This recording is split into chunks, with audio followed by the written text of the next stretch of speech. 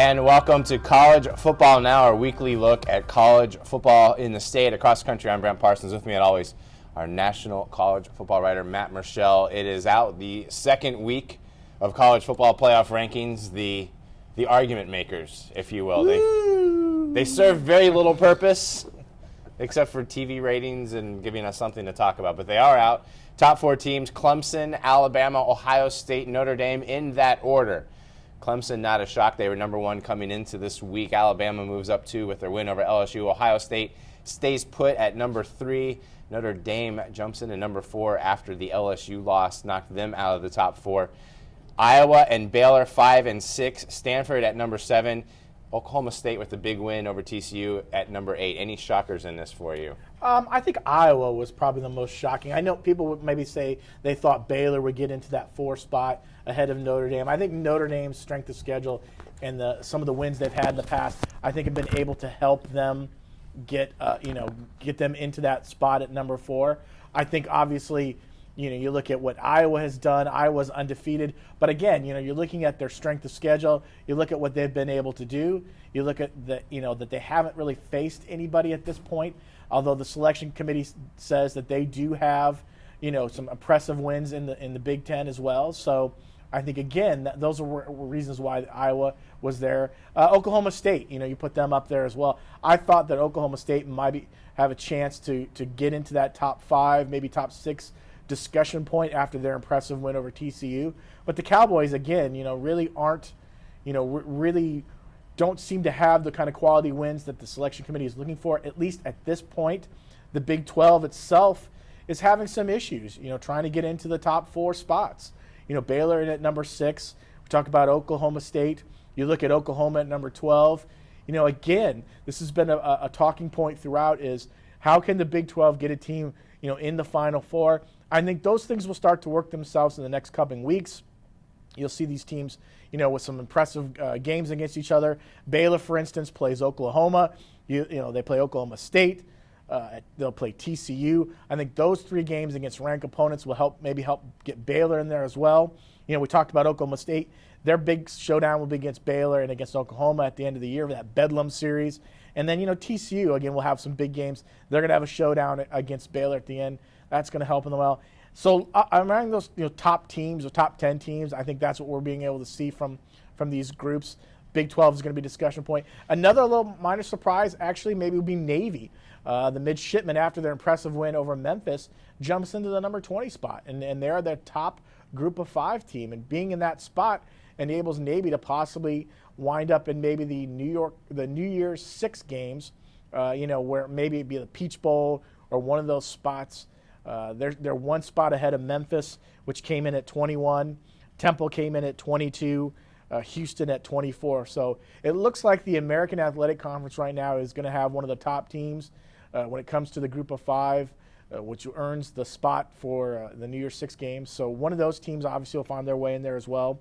You were talking about in the state, Florida, even though they won against Vanderbilt in a very unimpressive win, so to speak, Florida finds their way down a spot from 10 to number 11. So that should be able to, that kind of puts them in a position where maybe if they find a way to get in, in the SEC championship game, maybe if they could beat a team like whether it's Alabama or LSU or Ole Miss, maybe that could help them out as well.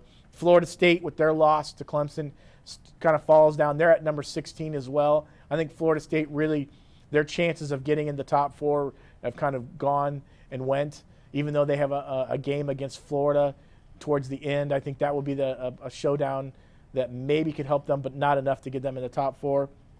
And again, the Big Ten is another conference we're looking at. Ohio State remained at number 3, even though they defeated Minnesota.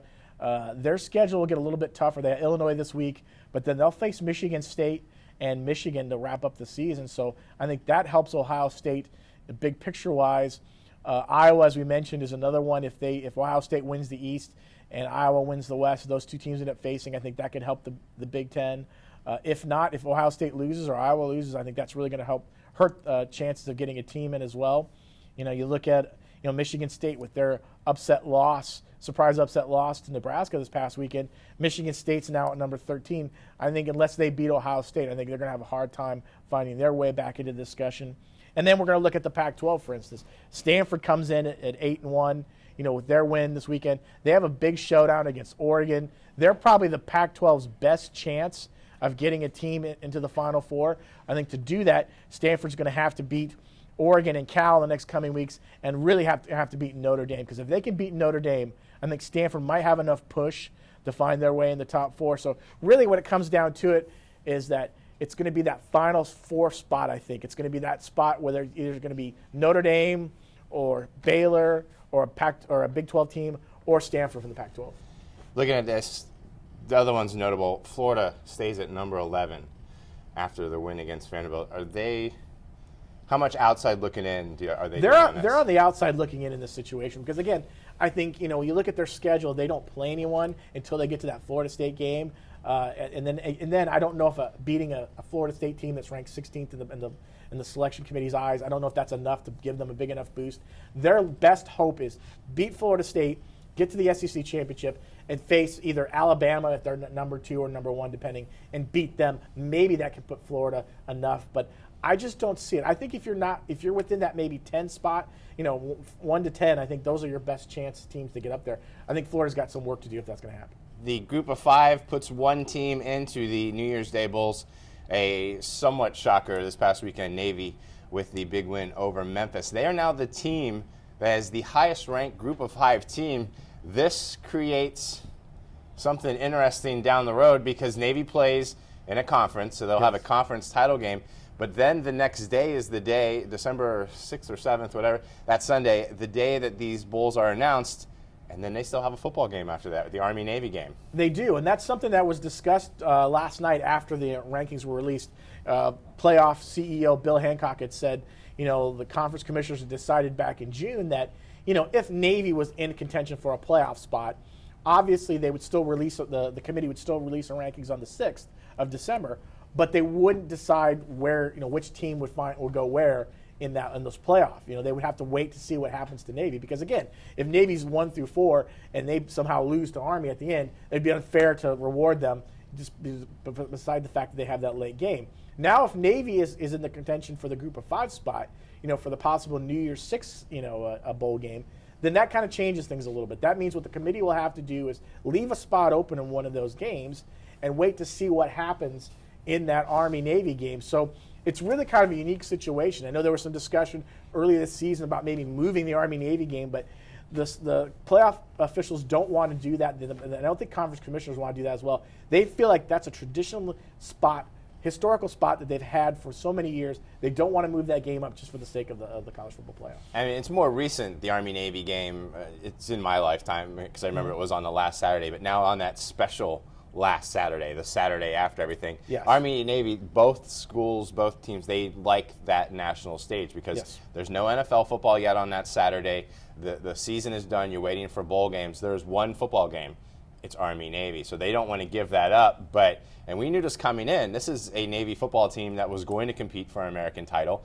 And right now, they're competing for an American title. They're undefeated within the American, and they have that big win. They've got a schedule that will still give them some tests down the road. They still have to play Houston. They would still have to play Temple in the American championship game if it comes down to that. But Navy, this could be a real issue. It'll be interesting to see how it is handled. This will be a real issue. And we talked about this before the show, that this impacts other teams as well. Notre Dame, for instance, at number 4. Notre Dame has a big win over Navy, and Navy's only loss was to Notre Dame. So again, if Navy can beat a ranked Houston team, let's say, or a ranked Temple team, that's going to help boost Notre Dame. So if Navy were to somehow lose that game, to Army, that's an impact. That's a loss that would really kind of maybe hurt Notre Dame's credibility moving forward. Because again, Notre Dame's only big other game is against Stanford. After that, they don't have a conference championship. That's one of the things we've talked about before. So I think there's an impact that we'll have. And this is something that I'm sure will be addressed after the season as well. Because again, I think Navy's going to be a factor in the American. We've seen them year in and year out. They're going to be a team that's either won 8 or 9 games a year. So if they continue that kind of trend, they're going to be in the mix like this, it seems like, every year. The way the season's going, it's likely a team from the American. There are 4 teams from the American I don't right see now anyone else in the top 25 just in these last rankings. Obviously, some of those will trickle out as these teams start playing each other, but Navy right now sitting as the top Group of 5 team. Before we look forward, let's look back on the weekend that was, and let's start in Clemson, South Carolina, where Florida State gave a valiant effort to come up 23-13. Losers to the number 1 team in the country, the Tigers. Sean McGuire got the start, not shocking in this one. All signs were pointing to him, even if Jimbo hadn't said it before the game. He threw 16 of 29 passes, 164 yards, 1 crucial pick, was sacked twice. Dalvin Cook in this game, 194 yards on 21 carries, including a 75-yard touchdown run on the second play from scrimmage. This game, though, it went to Clemson, but I think Florida State showed some of its youthful inexperience in this one, and they will learn from this game. But third down conversions, Florida State 2 of 12. They had 2 third down conversions in the second half on 2 separate drives. 0-1 on fourth down conversions because they went for it on 4th and 1 late in the game on Clemson's 40-yard line. Couldn't get a 1-yard gain on that one. Sean McGuire, I talked about it either with you or with Brendan on our podcast. I said if Dalvin Cook can come out and get a big touchdown early and a defense can get a stop, you're going to quiet the crowd and you're going to make Clemson doubt it. And that's what they did. And they were driving again in the red zone, and McGuire threw that interception, kind of stemmed the tide, kind of gave Clemson a chance to regroup. But Florida State, if they drive down there and get 10 points, 14 points up on Clemson early, maybe it's a different outcome in the game. McGuire handled it with poise, offensive line, false starts, holding penalties, delayed games. It's been an issue all year. It was an issue in this one. Florida State, I picked them to win because I thought that they would be able to be in this game, and they were in this game until the end. Well, yeah, I think what the difference in this game was, I think Clemson made better second-half adjustments than Florida State did. I think, in the first half, I think Florida State's defense got to Deshaun Watson. I think they weren't able to take advantage of some big situations. Penalties really hurt them. When they would start to drive the ball, I think they really didn't find any sort of comfortable rhythm when it came offensively. I felt like defensively, once Dalvin Cook had that big burst of a run, for the touchdown early on, I think Brent Venables, the Clemson defensive coordinator, did a great job in the second half, really kind of limiting the impact of him. And once Florida State got behind, then you kind of eliminate Dalvin Cook. You really kind of force the fall on Sean McGuire's shoulders. And I think they got to McGuire at times. I think that one of those interceptions, he was falling backwards, being sacked, throwing the ball kind of at the last second as well. I think Clemson did what it had needed to do. They want to be the number 1 team in the country. You have to win these kind of games, and they were able to take advantage of that. And again, like I said, I think it was just second half coaching adjustments. I think Clemson has done that really well all season long. They were able to get Deshaun Watson some opportunities. They were able to get the running game going, at times when they really needed it. And I think towards the end, they just wore down Florida State. And as we said, an easy roll to the playoffs for Clemson at this point. Their schedule gets much easier. This was a critical win for them, not just on the schedule and winning. They needed to know they could beat Florida State because they hadn't done it in the last 3 tries. Yeah, and that's what Dabo needed, because I think what Dabo wanted for this team and this program is to say, listen, now we've gone over this hump. Now we can move forward. They've got an easy path, as you mentioned, I think, unless they really stumble out of the gate somewhere on one of these bad teams. But I think what's going to happen is, I think that showdown in the ACC championship, whether it's in North Carolina or which looks like it might be, North Carolina presents a lot of problems for Clemson because they put up a lot of points, and defensively they're really good. And I think that could be a game where you'd hate to see Clemson be number 1, get to that game, and then somehow get tripped up, especially for the ACC, because I don't think North Carolina is going to climb that high in the next couple of weeks. Yeah, we'll talk a little bit more about North Carolina in our state picks because they host Miami this week. In Gainesville on Saturday, what was the number? 1.7, 2.4 million people? 2.4 million. 2.4 million people watched the Florida-Vanderbilt game on TV, and I feel bad for every single one of those 2.4 million. Why? Because I was one of those 2.4 million people watching that game. Florida-Vanderbilt. Florida barely holds on, or barely wins this one. They didn't hold on. They had to score late. Win it 9-7. Austin Harden, a 43-yard field goal to win it. Never seen so many people excited about a 43-yard field goal kick to beat Vanderbilt. But it was big because it gave Florida their first SEC East title since 2009. Total yards in this game, Florida 258, Vandy 175. 74 of those came on one run by Ralph Webb, a touchdown run that gave Vanderbilt the 7-6 lead most of the second half. 4 turnovers for the Gators in this game, 1 missed extra point. First time since 1968 the Gators won a game where they scored 10 points or less, or scoring less than 10 points. This was a ugly, ugly football game that Florida, when they're in the SEC title game, though, you won't look back and remember this game. It just counts as a W. That's what they were able to pull off. I guess it's a gutsy call by Jim McElwain to go to his kicker, who's been struggling. But, Yeah. you can see it on his face. He was worried about that. Yeah. But he goes to his kicker. and brings in Harden, and Harden makes the kick, has some fun with our writer Edgar Thompson on Twitter afterwards. But this was about as ugly a double as you're going to get, but it is a W, and Florida's now in the SEC title game. Well, I think this is something that Jim McElwain probably was concerned with last week going into the game because, Florida pretty much assumed, everyone pretty much assumed, that this would be a cakewalk for the Gators to come through and defeat a Vanderbilt team that is struggling the last couple of years. But we saw it. I mean, we saw, and I mentioned this to you early on, that I felt like really Florida's play calling was a little suspect in the beginning. I think they tried to do too much razzle-dazzle. I think they tried to take advantage of some mismatches that weren't there. We saw the turnovers. They turned the ball over a lot in the first half. That's not typical of what this Florida team has been doing so far. I think the biggest concern for me looking through this game is not only one, the kicking game, but it has to be Trayon Harris. I think a lot of people are wondering, can we actually win the SEC with Trayon Harris at quarterback? I think he's struggled. He's not finding the kind of rhythm that we saw through Will Greer. I think offensively, this team isn't clicking like it was early on. I think defensively, this team is always going to keep these games close, which is what they did against Vanderbilt. But I think again, Florida's concern is they have to make sure that they get that offense moving, whether it's getting the running game involved, whether it's finding a way to get Trayon Harris involved with short passing routes. Something like that needs to happen because again, as they move forward, this weekend won't be such a big issue, but somewhere along the line, you've got to be able to act like a team that's won the SEC East. And I don't necessarily know if Florida has that kind of killer instinct right now. And that kicking game, as we mentioned, I mean, kudos to Harden for making the kick, but I think there's obviously a lot of concern with that, and I think it's somewhere down the road, those kind of things can come back to bite you. I felt that there would be a time this season where a field goal would be important to Florida, and this was I didn't think it'd be this game, but it was, and they hit it. But I got to tell you, the ugliest thing that I saw on TV all weekend was that Vanderbilt passing offense.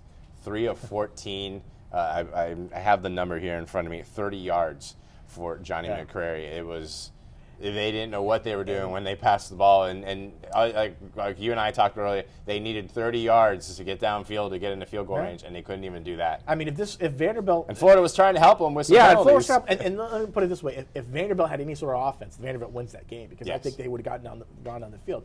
I think defensively, again, this is what Florida has been able to do. It's a young team at some positions. I think one of the things that Jill McElwain will have to work on in the next coming weeks, and eventually players develop this, is a little bit of a swagger that we're in a way to finish the game because they needed to act to finish that game, and I think they were able to hold on and get the win.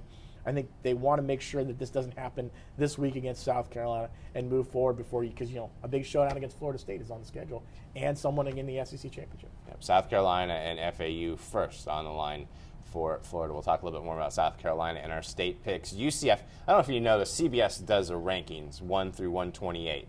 And this week, UCF finally made it to 128. And I thought that was unfair because UCF looked as good as they have in the last couple of weeks against Tulsa. They showed some life against Tulsa. Tulsa jumped out to a 24-3 lead in this game before UCF scored 17 points in the third quarter. The first time they scored a touchdown in the third quarter all season long. To pull within 24-20 in the end, though, Tulsa gets the win 45-30. 4 turnovers for UCF. Still some trouble. Ball control there. Justin Holman threw 2 picks in this game. But UCF did pile up 412 total yards, and it's a loss and it's a bad season, and we've talked a lot about UCF's struggles this year, but this is the most life they've shown in the last couple of games after just being uninterested in a couple of those. To come out in the second half when you're down by Tulsa, they did at least make it a game. Well, and that's something that UCF all season long, they have, it seemed to be the trend was to jump out earlier to hold a halftime lead and then let it fall away in the second half. So kind of they flipped the script here a little bit. They go out and they actually play better in the second half, I thought, than the first half. Really kind of put up some yards, made it kind of interesting at times before Tulsa was able to put away. All we could say really about that is, you take those kind of little victories and you hope to maybe, parlay them into something bigger on. They're going to play an East Carolina team coming up that's going to be huge. So if they can kind of use those to their advantage, use what they were able to do there, show the young players what they're able to take advantage of in some of those situations, and maybe try to grow from there. Because again, as we talked about time and time again, this season is really kind of a lost season. It's all about developing the players, developing the team, getting them ready for these challenges as they move forward in the next season. One other state game to just mention, Miami, they beat Virginia 27-21. The one note of this game, Brad Kaya threw 2 touchdown passes. It's the second win for the Miami Hurricanes since Al Golden left. But we'll talk more about them with North Carolina. I want to move on to some crazy things from college football this past weekend. It seems every week there's a wild finish or a wild play near the finish. There were 2 this week, and the first one I'm going to talk about is Arkansas and Ole Miss in the fourth quarter, or overtime. 4th and 25, Arkansas is facing their demise, and they pull off a lateral play where the guy catches it, throws it back. Nobody's there, but Collins picks it up, runs around the side, 20-some yards, fumbles it, and then they still recover it. And then when they score the touchdown, Brett Bielema goes for 2, and Arkansas knocks off Ole Miss in overtime, and just a wild finish. That was a crazy one to watch. Yeah, it really was. And, I know people were kind of pointing at how, tremendous job by Arkansas, which it was. But I also think, you have to admit that Ole Miss kind of let this game get away from them as well. Oh, yes, it did. I mean, anytime anyone laterals a football, the players were there. You've got to tackle someone. You've really got to make a play, and that's what happens. And then on the 2-point conversion, Brandon Allen takes back, drops back, and it looks like Ole Miss gets the sack, but they use it's a face mask penalty, which gives them another opportunity to do it, and then Arkansas takes advantage of it to score the game.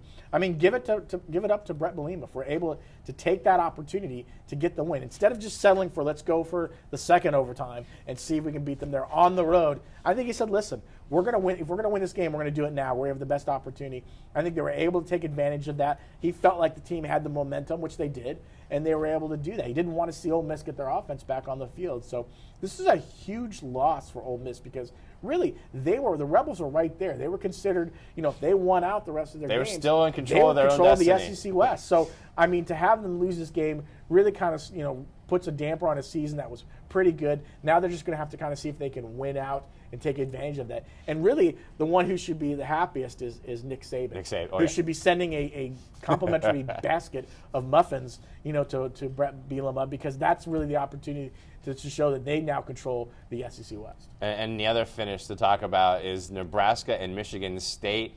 Nebraska scores 2 touchdowns in the final minute 47.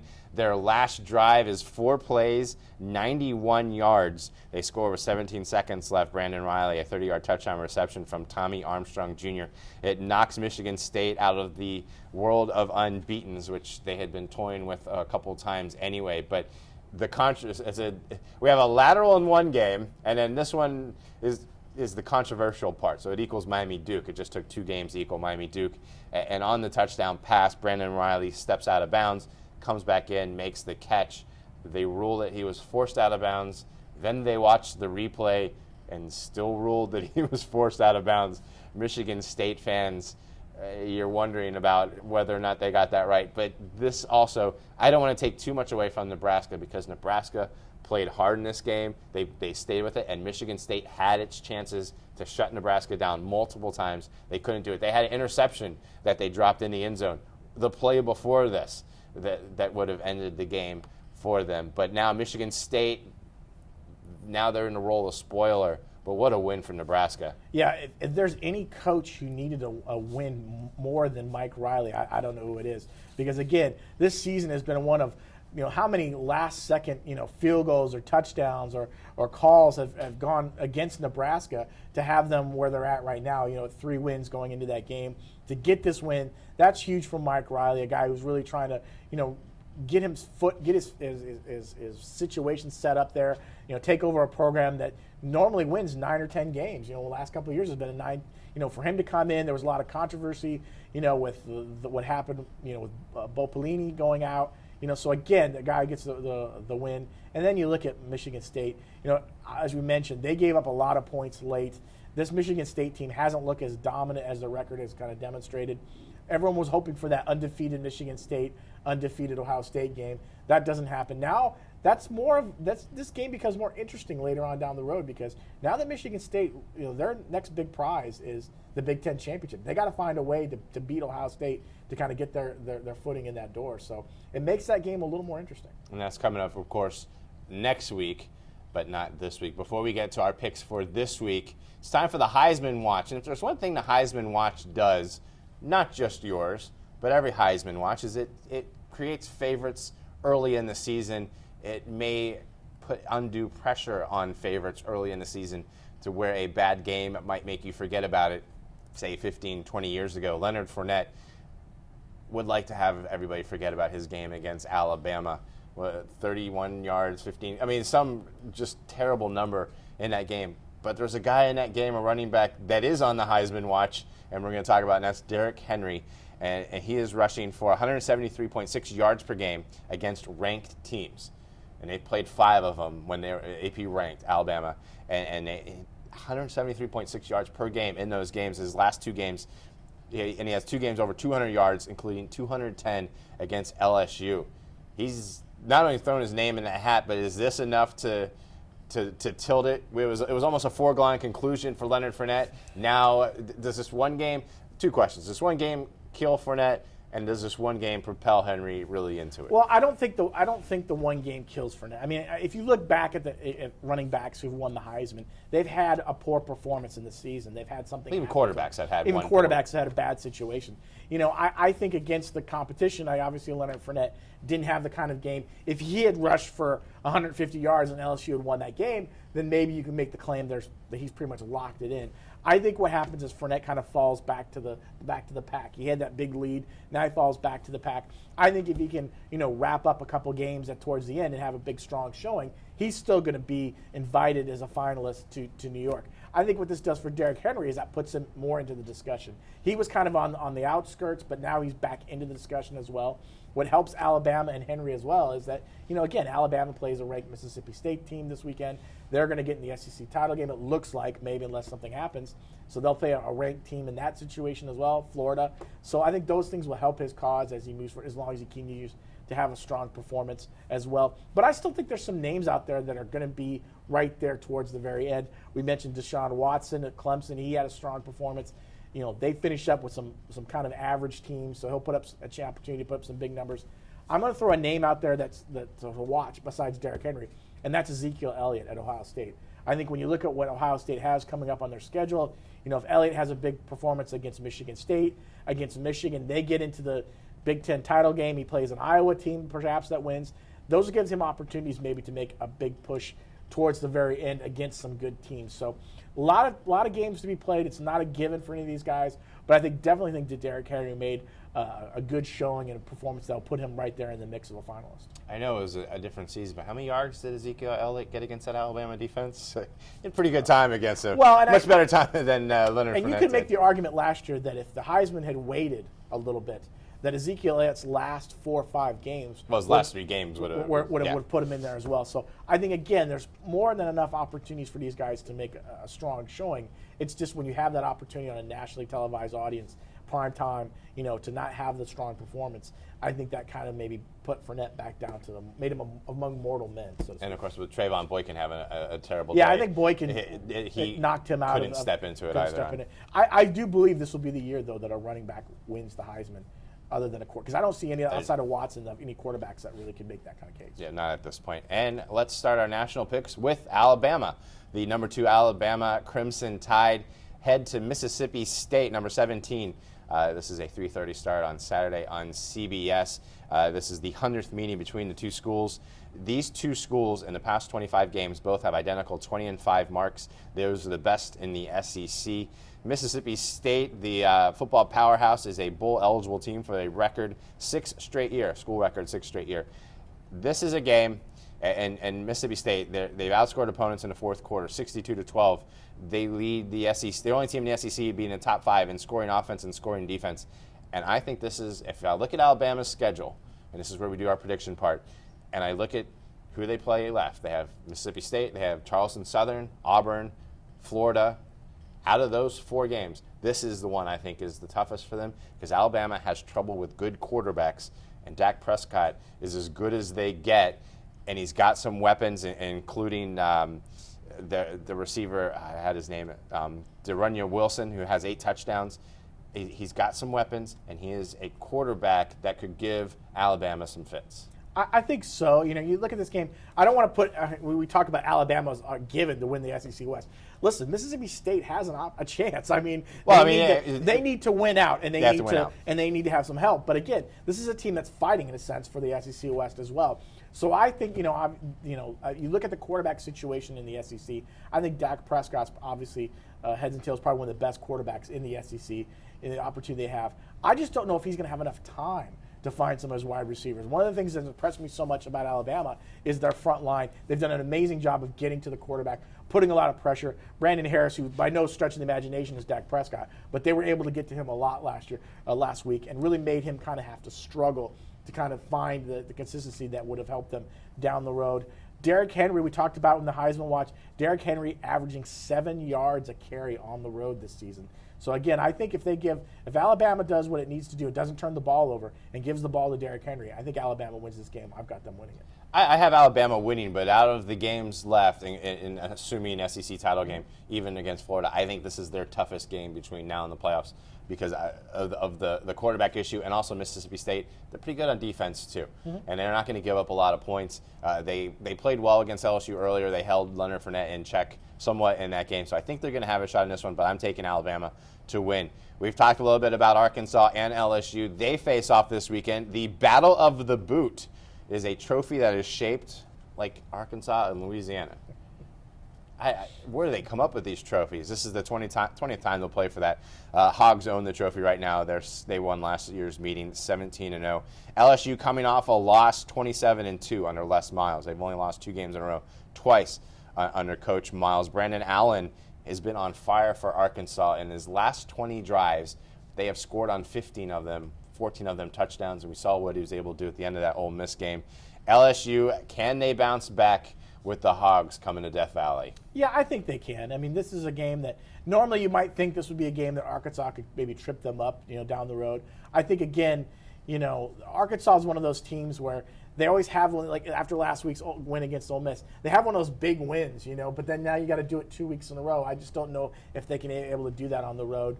I think Leonard Fournette will get back on track a little bit. I don't think Arkansas's defense really is very good against the run. I don't think they'll allow, they'll be able to slow him down so much. And I think LSU players were disappointed in the way that game went last week against Alabama. So I like, we talked about his record 27-2. I like this team, coming back and bouncing back and beating Arkansas. Again, LSU's a team that is still somewhat in the mix for the West. So they just got to kind of win out and hope that maybe Mississippi State can trip up Alabama next or Auburn. Or Auburn. So there's 2 chances Yeah, there. But LSU. Or Charleston Southern. But that doesn't, even if they lose Charleston Southern, it doesn't help in the SEC. Wait, is Charleston Southern in the SEC? Have they let all those FCS teams that they play in the SEC yet? It's cupcake time. Yeah, it's cupcake time in a week plus for the SEC. But I got to agree with you on this one. I'm taking LSU to win this game. And you're right, they still control so much of what they can do. Even right now, they're a New Year's Day 6 Bowl eligible team. They'll be one of the ones playing. I have them in the Peach Bowl, I believe, in my latest bowl projections. The American has 4 teams in the top 25. 2 of them are playing this weekend. Memphis visits Houston, number 21 Memphis, 24 Houston. This game lost a little luster when Memphis fell to Navy, but these are the 2 highest scoring teams in the American so far this year. Houston, of course, under first-year head coach Tom Herman, has done just wonders with Greg Ward at quarterback. He's actually scored 16 rushing touchdowns. He's 7th in the country in scoring.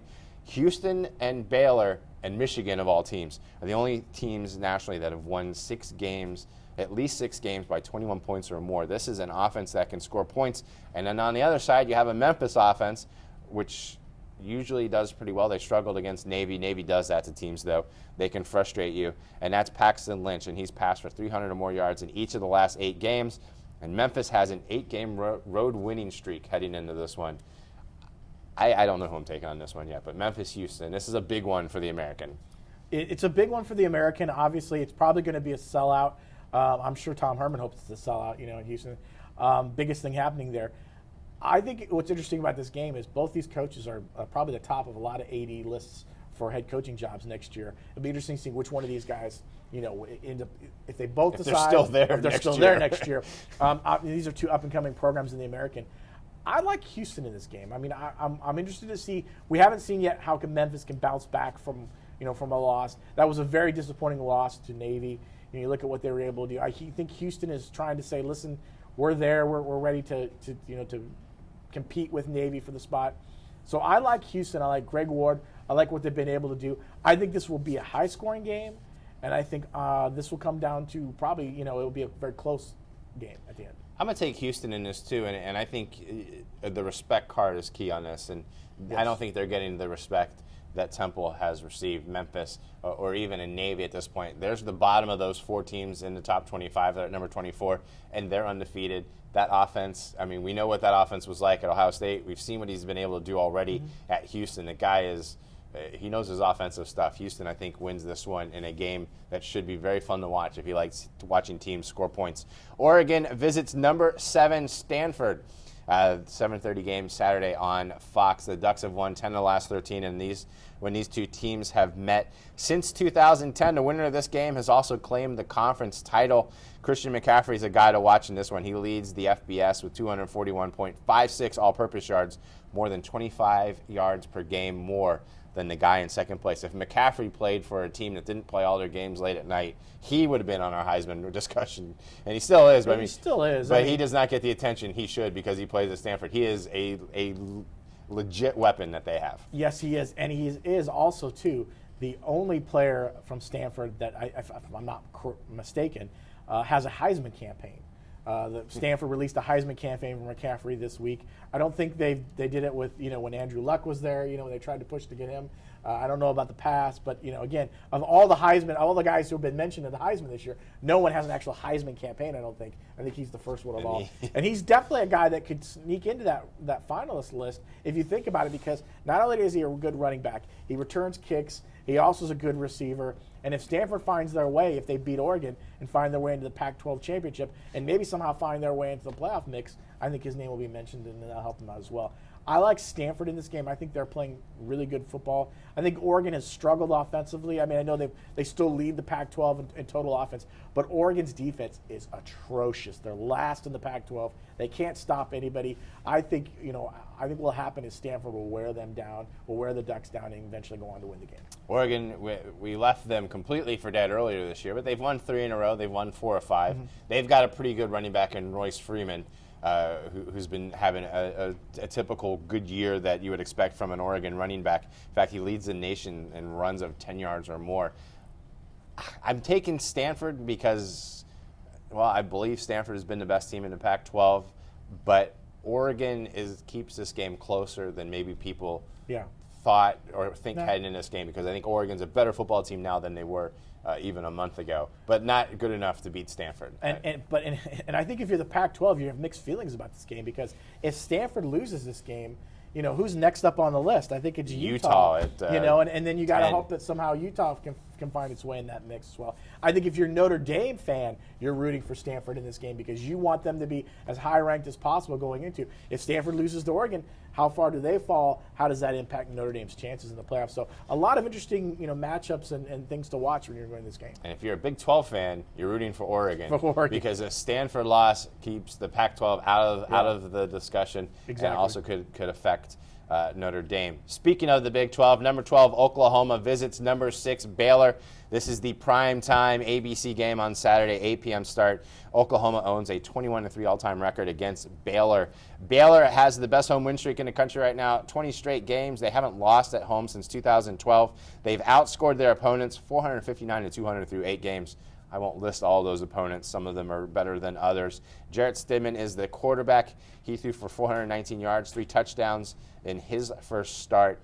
The offense is still there. They let Kansas State get in late in that game and make it look closer than it was. But he stepped in for Seth Russell, and seemingly the offense didn't miss a beat. Oklahoma, since their loss to Texas, has been on fire. They've scored over 50 points in 4 consecutive games. Their quarterback, Mayfield, doesn't get the credit I think that he deserves on a national level. This is going to be a good one. This will be a lot of points. I don't think you'll see, if you're looking for defense being played in this game, I don't think you're going to see it. I think you're going to see a lot of points. I think what will be interesting to see if Baylor can come out. One of the things that Baylor likes to do early on is they like to take advantage and score points in the first quarter. They want to kind of jump out on a team and kind of let their defense, let them kind of pin their ears back and go after quarterback. I think that's what Baylor will try to do in this game. This is, again, as we mentioned, the Big 12 is kind of, watching this game thinking, okay, if Baylor loses to Oklahoma, is Oklahoma got enough to get itself into that, discussion for the top 4 spot? I'm not quite sure. I'm going to take Baylor in this game. I think Baylor's going to win, but I think this could be another close game, and I don't know if it's enough to get Baylor into the Final Four discussion for next week as well. I've been high. I've been touting Alabama to win the SEC ever since they lost Ole Miss. I've kept picking them. Same thing with Stanford in the Pac-12. I still feel that way about Oklahoma. I'm picking them to win this game because I think it'll come down to just the inexperience of quarterback may cost Baylor on a drive or two. I mean, this is one of those games where it could come down to a drive or two. Oklahoma with a big win and a statement game for the Sooners to say, hey, you know what, we deserve to be in that discussion with Notre Dame, with Alabama as one of the top one-loss teams in the country. 3 state games to focus on this week. One of them we hinted at. Miami visits number 23 North Carolina on Saturday afternoon, 3:30 start on ESPNU. Miami's actually won 4 last 5 meetings between these two teams, but this is a good North Carolina team. Marquise Williams set a school record last week against Duke, 524 total yards, and he sat for the fourth quarter. Carolina has an 8-game win streak after losing to South Carolina. How did they lose to South Carolina? That just fascinates me. Carolina, though, also doing it on the defensive side. They rank 3rd in the country in passing yards allowed, 10th in passing efficiency, 22nd in scoring defense. And Brad Kaya is the strength of Miami, so it'll be interesting to see them go up that matchup because Brad Kaya is averaging 266 yards per game. That's the best of any ACC quarterback. Hurricanes 2-0 under interim head coach Larry Scott. Do they go 3-0 under Scott? No. I think, I mean, the way watching North Carolina play last week, well, this looks like a team that really is on, is really kind of going on all cylinders right now. I think they're really finding their rhythm right. You saw what Marquise Williams did. It was out. I mean, what he did in the first half against Duke, embarrassing if you're the Duke defenders because he really took advantage, especially going deep, found a lot of deep routes, was able to take advantage of some really weak secondary coverage out of Duke. I think they'll do the same thing again. They're this close. They beat Miami. And Pittsburgh loses, and they find a way to get into the ACC championship game. What a job that would be for Larry Fedora, because really when you think about North Carolina, I think few people thought they would be in the mix for the Coastal Division to do that as well. I think more credit then goes to Gene Chizik, the new Tar Heels defensive coordinator. He came in last year. North Carolina's defense couldn't stop anybody, and that was really their biggest weakness. They go out and get Gene Chizik. He comes in and has really turned that defense into one of the better defenses in the Coastal. I think they'll take advantage of that situation. They'll get to Brad Kaya, and I think they'll win this game. Marquise Williams is a guy that he's been a joy to watch even beyond this. I mean, you've always seen a talent there, but there were always those games where he just made the one mistake too many. And this year, he seemingly has even matured in his decision making. Yeah. And when he's on fire like he was against Duke, he's scary to watch. I think North Carolina wins this game also and sets themselves up to hopefully play into that ACC title game because I want to see Clemson against this North Carolina offense because I think that'll be a lot of fun to watch. I think that if North Carolina is in that game, I think that'll be a sellout. I mean, you think about it, if you're ACC, that's a tremendous – in Charlotte, that's a tremendous game. That's a dream matchup to have North Carolina there. NC State visits number 16, Florida State, a 12:30 start on the ACC network. FSU 4-1 all time against NC State on homecoming. It means nothing for this game. Jacoby Brissett, he's thrown just 2 interceptions and 250 pass attempts this year. That's one of the best rates in all of college football. They are also a balanced offense. They average just 13 yards difference between rushing and passing yards a game, right around 200 for each. Seminoles have won 19 consecutive games at home, 15 straight at Doak over ACC opponents. Can Florida State bounce back from the loss at Clemson? Now, I follow Florida State a little bit more closely because I do the podcast with Brendan Sonnone, and what I'm watching for in this game, because I think Florida State wins this game, is how much do they start moving forward, looking ahead to 2016, because this is a team that is young but is talented. They've got guys coming in. You look at this team, you think, this is a 2016 title-contending Florida State team. Do you let the seniors play the year out, or will we start to see younger guys step into place? You already know you're going to see Sean McGuire play. I think he's going to start the rest of the way, even though Jimbo won't say it, because you want to see, going into the offseason, you have DeAndre Francois there, the redshirt freshman, or will be a redshirt freshman next year quarterback. Is Sean McGuire going to be your guy in 2016? That's what we're going to see in the next 2 games, especially NC State and Chattanooga. What will Florida State do as they try to move past this year? No ACC title for them this year, just a bowl game down the road. But how will they start moving forward, and who will they play? Well, I think for me, I mean, I want to see how they bounce back because Florida State is a young team. I mean, you talked about it with some of their seniors, but they also have some very young players on that team as well. Now that you don't have the ACC Atlantic to go after, now that you're talking about winning for the sake of just can you come back and bounce back after the disappointing loss? I want to see them being able to do that. I think you're right. I think they're going to. How do you mix in some of those younger players with some of the seniors that are going to come out? You don't want to just displace them for the sake of now that you've lost 2 games. So I think they win this game. I think this game is closer than people think it's going to be. And I think again, it's about getting these guys ready to say, listen, we know we're not going to be able to compete for the ACC again this year, and we know that next year is about the future. How do you balance that and still get the wins and still get the kids the playing time you're going to get to see?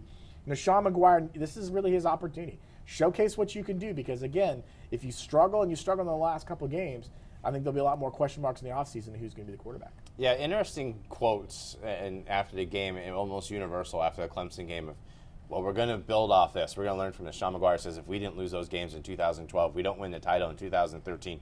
This team will try to build off of those losses, but you still want to beat NC State to finish off your ACC schedule. You still want to be a spoiler maybe in 2.5 weeks in Gainesville against Florida. But for now, I think Florida State licks their wounds, but comes out in this one. They beat NC State to set up those final 2 games outside of the ACC. Last game we're picking this week, no gimmicks on this one. Florida at South Carolina, number 11 team in the country.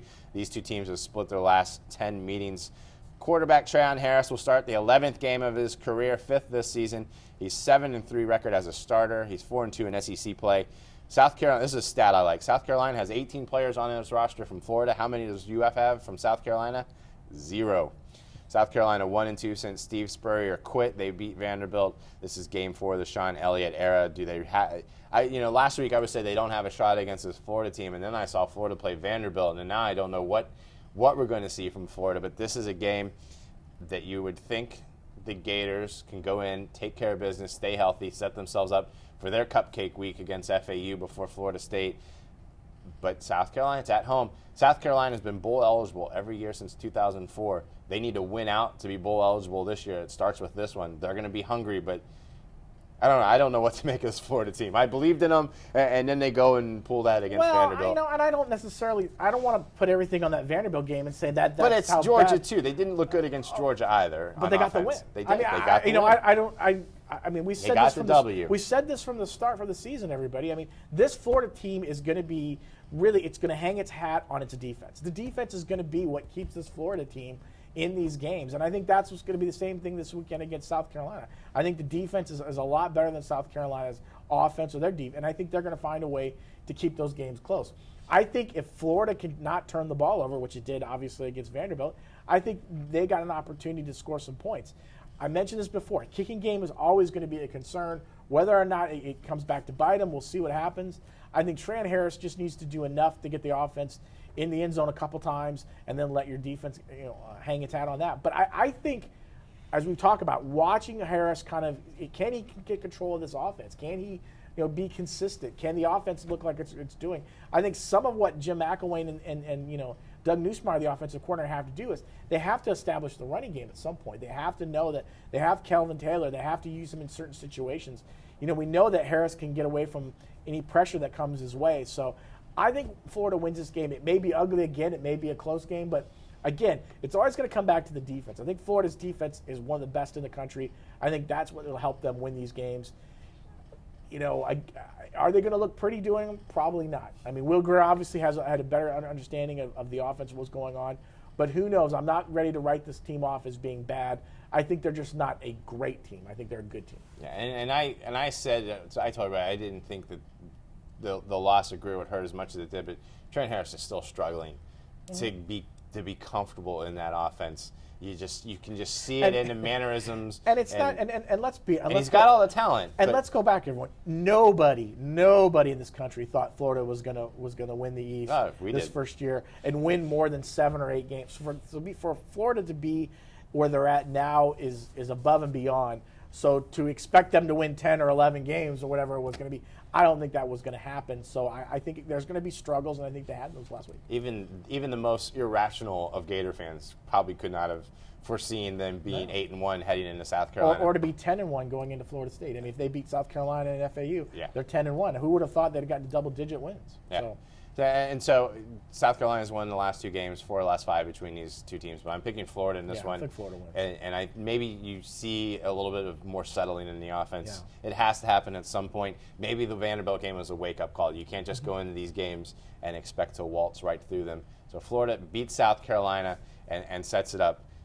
And that's it. That's our show for this week. We're getting closer and closer to like the really big. Every weekend now has big games. You have Ohio State, Michigan State lingering. You have Baylor, TCU. You have so many things still going on. But this weekend, a good weekend on track, and we'll be back on Wednesday to talk about it all and to dissect another college football playoff rankings. For Matt Murschel and Brant Parsons, follow everything college football at OrlandoSentinel.com.